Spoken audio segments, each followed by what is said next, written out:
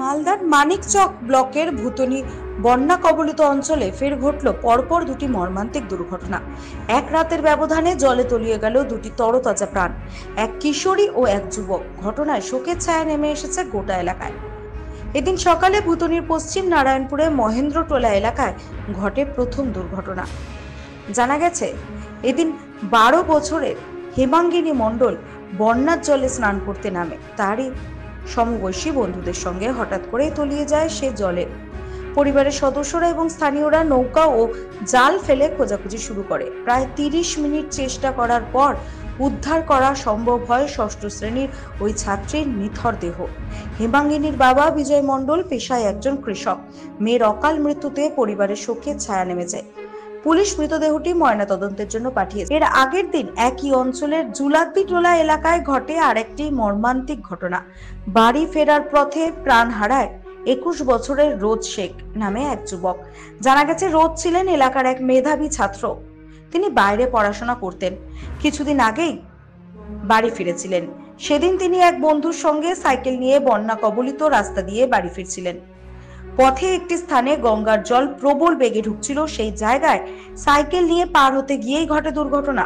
মুহূর্তের মধ্যে জলের তোড়ে ভেসে যায় রোজ। স্থানীয়রা উদ্ধার কাজে নেমে অনেক চেষ্টা করে অবশেষে তার নিথর দেহ উদ্ধার করে। পরে দেহটি মানিকচক গ্রামীণ হাসপাতালে নিয়ে গিয়ে ময়নাতদন্তে পাঠানো হয়।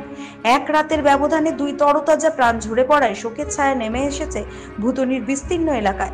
দুই পরিবারের আহাজারিতে গোটা গ্রাম শোকস্তব্ধ। স্থানীয়রা জানিয়েছেন, বন্যার জলে প্রতিনিয়ত এমন দুর্ঘটনার আশঙ্কা বাড়ছে। প্রশাসনকে নিরাপত্তা বিষয়ে আরো বিশেষ করে পদক্ষেপ নিতে হবে দাবি তুলছেন স্থানীয়রা। মানিকচকের ভুতনিতে পরপর প্রাণহানি ঘিরে রাজনৈতিক তরজা শুরু হয়েছে ইতিমধ্যেই। সিপিআইএম জেলা নেতা দেবজ্যোতি সিনহা অভিযোগ করেছেন, অতীতে এমন বন্যা দেখা যেত না। তৃণমূলের আমলে পরিস্থিতি ভয়াবহ হয়েছে। বিপর্যয় বাহিনীর কার্যত কোনো দেখাই মেলে না। তাহলে তারা থাকেন কোথায়? তাদের গাফিলতির ফলেই এই ধরনের দুর্ঘটনা ঘটছে। পাল্টা বিস্ফোরক মন্তব্যও তৃণমূল নেতা ইমরান হাসান। তিনি বলেন, বিপর্যয় বাহিনী সেখানে উপস্থিত ছিল, তাদেরকে সময় দেওয়া উচিত। তবে জলে ডুবে যাওয়া কাউকে 2 মিনিটের মধ্যে ফেরানো মুশকিল হয়ে যায়।